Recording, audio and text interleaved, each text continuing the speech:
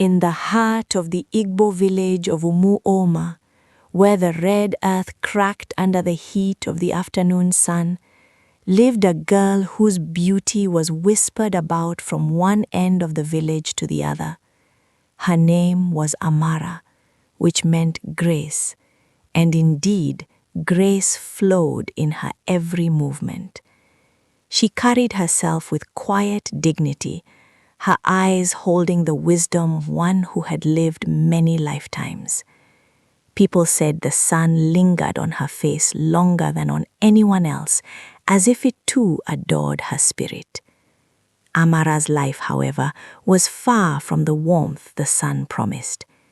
Inside her father's compound, walls that should have been safe and protective were instead prisons.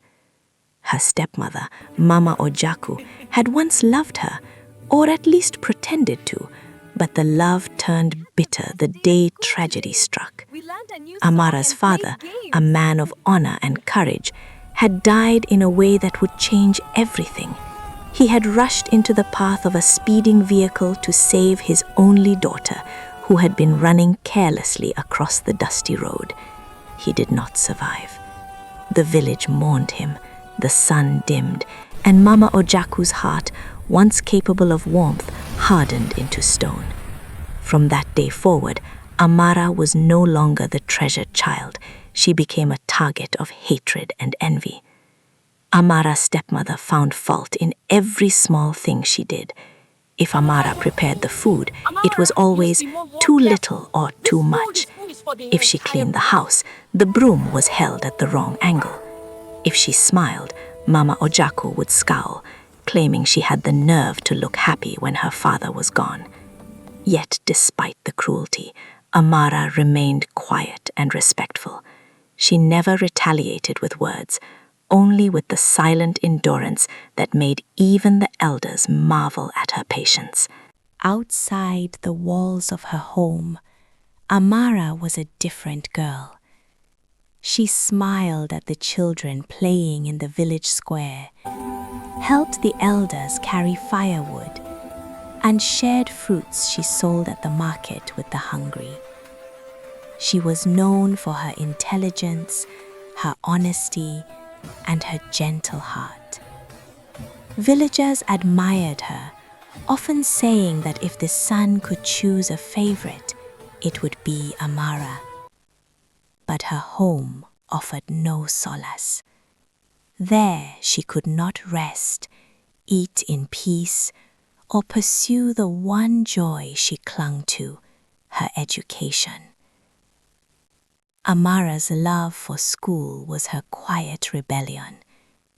She sold fruits in the market every morning and evening, using the money to pay her own school fees, and sometimes even buying food for her stepmother, whose heart remained untouched by gratitude.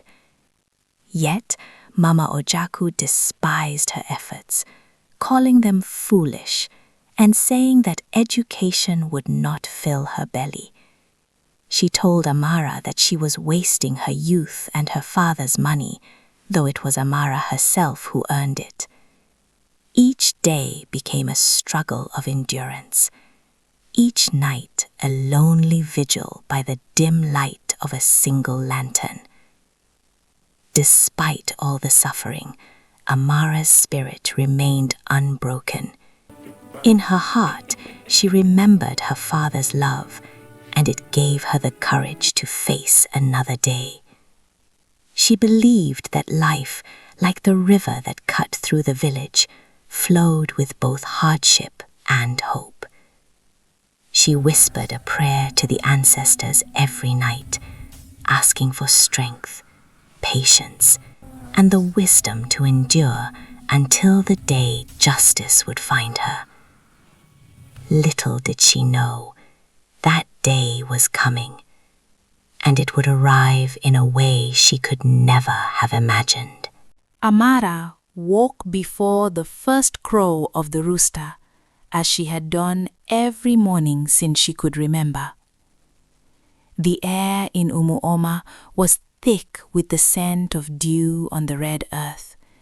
the distant calls of goats and chickens blending with the rustle of palm fronds swaying lazily in the morning breeze. While the village was still wrapped in the quiet comfort, inside her father's old compound, a storm waited for her. Her stepmother, Mama Ojiaku, had long since perfected the art of cruelty. She waited by the doorway, eyes sharp and lips tight, as if she could smell happiness before it dared enter the house. Amara lowered her gaze, pulled her wrapper tighter around her thin frame, and stepped into the kitchen to begin her chores. Every movement was careful, deliberate, as if the slightest mistake could spark another outburst. Breakfast was a silent ritual of endurance. Amara would cook, serve, and clean before even taking a sip of water. Mama Ojiaku would sit in the corner, arms crossed, eyes flicking like a hawk ready to strike. "Why do you waste your time in school?" she spat one morning, breaking the silence like a sudden clap of thunder. "All these books, all this learning, it will not put food in your belly or money in my purse. You are a foolish girl, thinking the world owes you something. Sit and work like everyone else." Amara's hand trembled as she stirred the thick porridge. She had worked tirelessly to pay her school fees, selling fruits from dawn to dusk. Each mango, each papaya she carried to the market was more than money. It was her hope, her escape, her rebellion against the darkness that had claimed her home. And yet, no matter how much she did, no matter how quietly she bore the hardships, it was never enough. She remembered the days before her father's death, when Mama Ojiaku had smiled at her efforts, when her father's laughter had filled the house, when she had felt the warmth of a family that loved her. Those days were gone. The accident, the one that should have ended in sorrow for the village, but instead birthed hatred, had changed everything. Mama Ojiaku's love had rotted into envy, bitterness, and a cruel desire to break the only person who reminded her of what she had lost, Amara. School was Amara's sanctuary, the only place where her mind could breathe. She dreamed of becoming a teacher, of lifting herself from the dust of her home, of showing the world that her worth could not be measured by a stepmother's cruelty. Yet even this sanctuary was under siege. "No more school," Mama Ojiaku had screamed the week Amara turned 18. "You are wasting money. You will marry a man from this village and stop dreaming foolish dreams." Amara's heart sank, but she did not cry. Instead, she remembered the faces of the villagers who had watched her grow, neighbors who marveled at her kindness, children who smiled when she smiled, elders who nodded in quiet approval. They saw her as more than a servant to her stepmother's rage. And though the world inside her home had become a cage, she had learned the secret of surviving it: silence, patience, and strength that no one could see but the spirits who watched over her.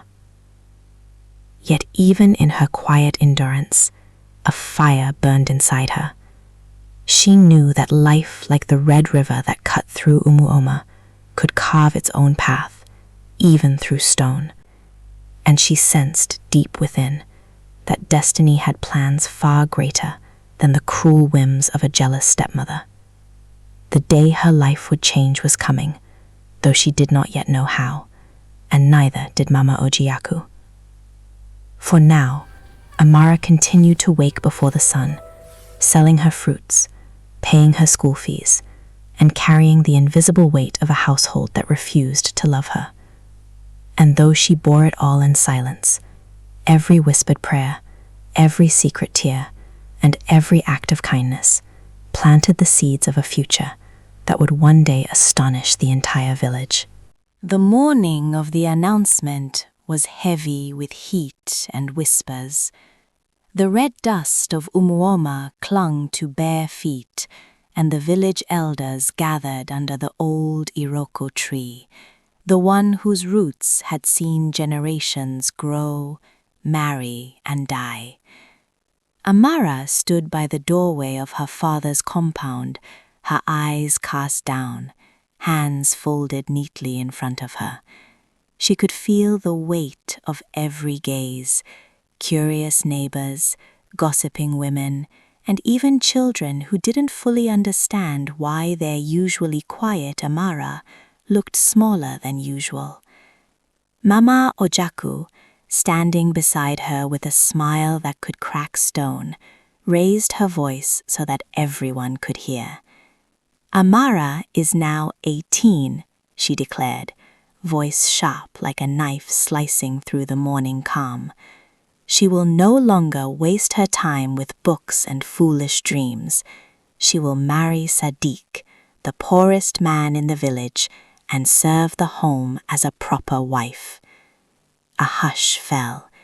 Even the birds seemed to pause. Whispers spread like wildfire. Sadiq's name had floated through the village before, always followed by laughter and pity. He had no wealth, no influence, and no future except the scraps life threw his way. To be chosen for him was considered a fate worse than death for any girl with ambition. Amara's heart sank, yet her lips did not tremble. She had learned long ago that tears gave no power in a house ruled by cruelty. She remembered her father's voice in her dreams, calm and steady. "Endure, my child, for the world has plans that the heart cannot yet see." Sadiq arrived later that day. He was a young man with humble clothes patched in places where threads struggled to hold fabric together. His eyes, however, were calm, almost unnervingly so, and they lingered on Amara with a quiet respect that surprised her. There was no arrogance, no boasting, just a stillness, as if he carried secrets the world had not yet demanded. Mama Ojaku clapped her hands in approval, seeing only the poverty and believing she had humiliated Amara. "Take her," she said, "and see that she learns her place." The villagers watched silently as Amara bowed her head and followed Sadiq to his small mud-walled hut. The heat of the day seemed to press against her skin, heavy and suffocating. But inside her chest, a different weight pressed, a mix of fear, confusion, and a faint spark of curiosity. Who was this man who looked like a shadow of poverty, but carried himself with such quiet dignity? The first night in Sadiq's home was quiet, almost painfully so. Amara could hear the wind sigh through the palm leaves, the occasional call of a distant goat, and the rhythmic creaking of the hut's walls. She thought of her father, of the school she had loved, and of the home where love had been replaced by anger. And yet, as Sadiq offered her a cup of water and a place to rest, she felt something unfamiliar, the faintest stirrings of hope. Days turned into weeks, and Amara began to notice the small kindnesses of Sadiq. He never complained when she cooked or cleaned, never demanded more than she could give. When she spoke, he listened. When she remained silent, he respected it. In his presence, her burdens felt lighter, and her spirit, long confined, began to stretch its wings. Yet Mama Ojaku's shadow loomed large even at a distance.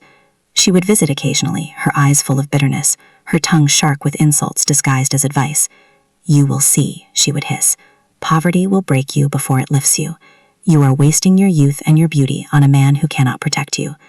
Amara would only nod, her eyes lowered, a small knowing smile hidden in the corners of her lips.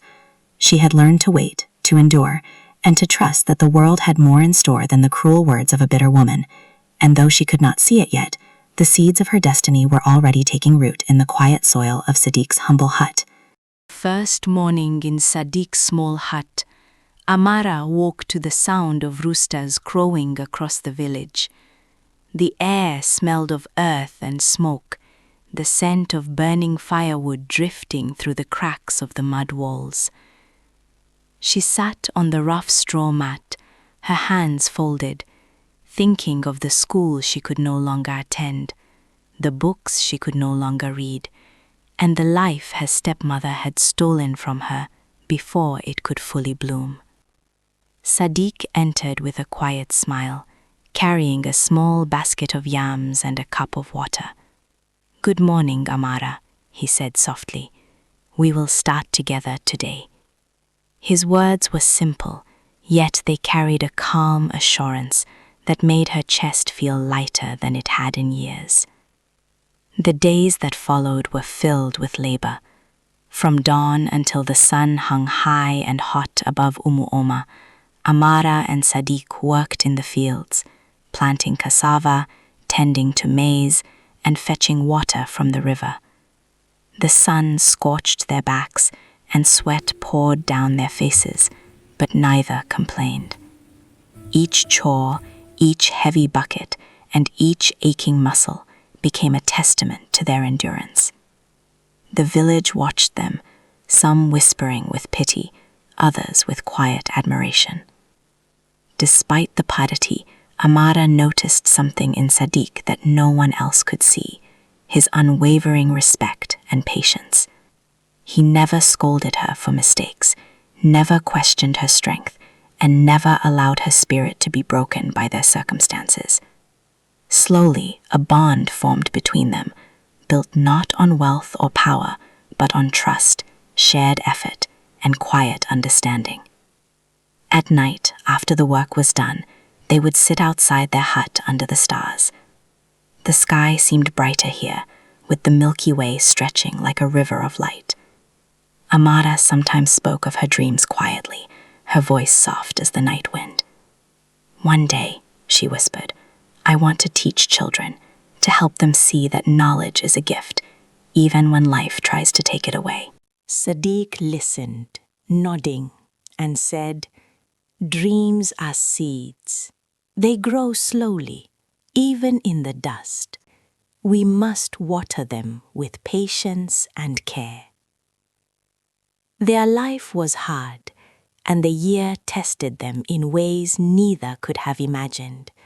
Crops failed in the dry season, rains were unpredictable, and hunger often clawed at their stomachs. Yet, together, they endured.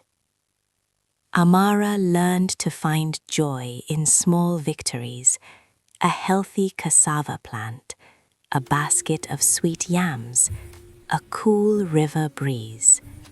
And Sadiq learned to appreciate the quiet strength of a woman who could work from dawn to dusk without complaint, whose spirit remained unbroken despite all odds. Meanwhile, the villagers who once mocked them began to watch in silence. There was something in the couple's determination that could not be ignored. Their bond was more than marriage. It was a partnership of equals, a shared dream in a world that often punished those who dared to hope. And then, as the year drew to a close, Sadiq did something that would change everything. He revealed a secret that Amara had never expected. In the quiet of the evening, under the glow of a dying fire, he said, "Amara, there is something I must tell you. I am not who the village believes me to be. My father, he is a wealthy man, a man who owns lands across the country. I came here disguised as a poor man to find a wife with character, not riches, and I have found her in you." Amara's eyes widened, her heart raced. All the hardships, all the sweat, all the hunger, they had not been in vain. She looked at Sadiq, really looked, and for the first time she saw the truth, that her strength, patience, and goodness had brought her to a life far beyond the cruel expectations of her stepmother and the village gossipers.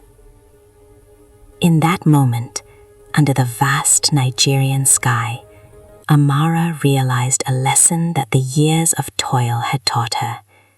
True worth is not measured by wealth or status, but by character, resilience, and the heart's capacity to endure.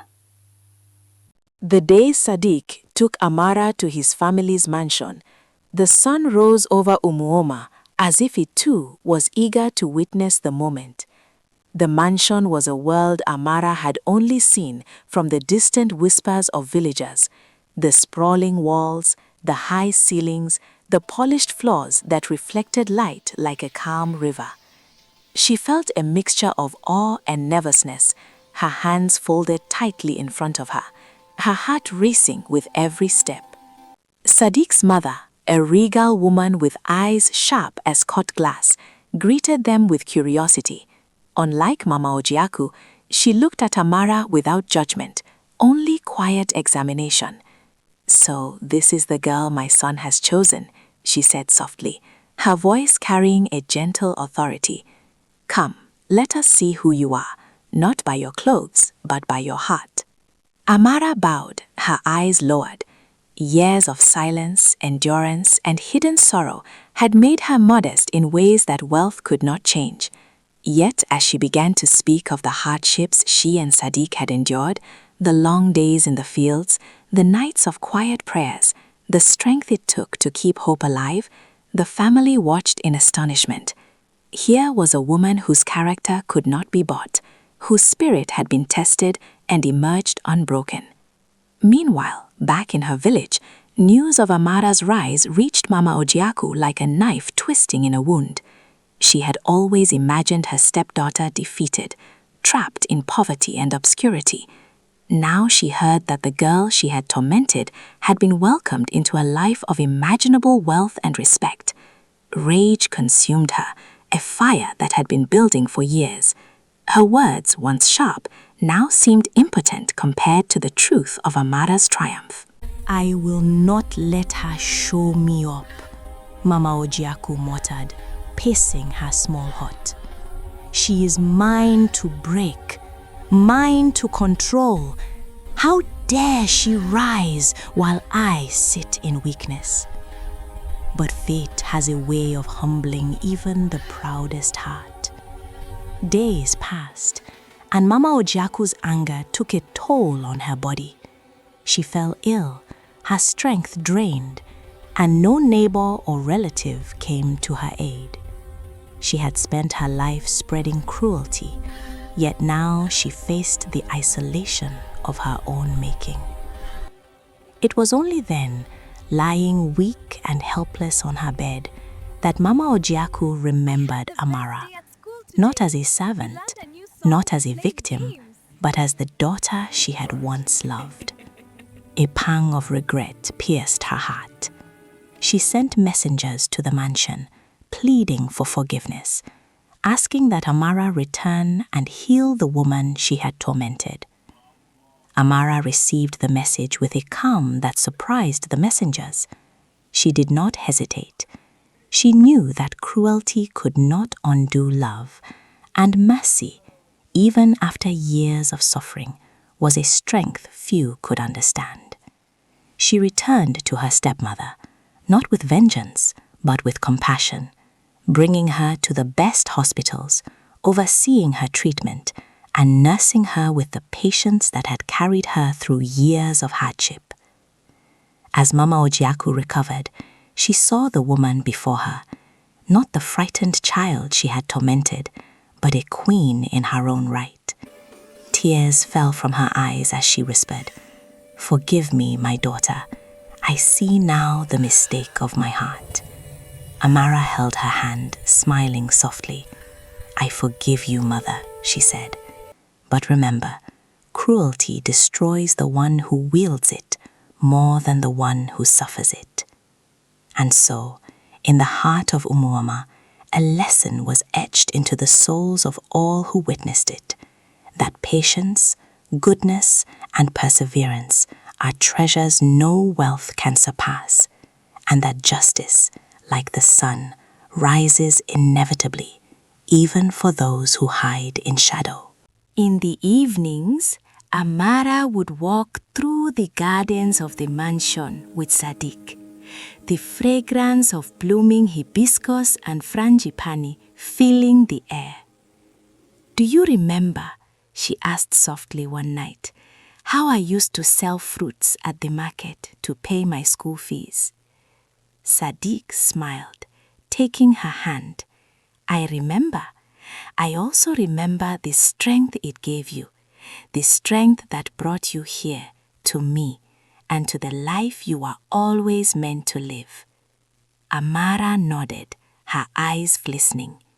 It was a reminder that hardship, though painful, had taught her lessons no wealth or privilege could provide. The laughter of children from the village echoed in her mind, children she now supported in school, and she felt the full weight of her journey. Every tear she had cried, every long day of labor, every harsh word from Mama Ojaku had led her here to a life of purpose, love, and respect. Word of her transformation reached distant relatives and even strangers who came seeking guidance or help.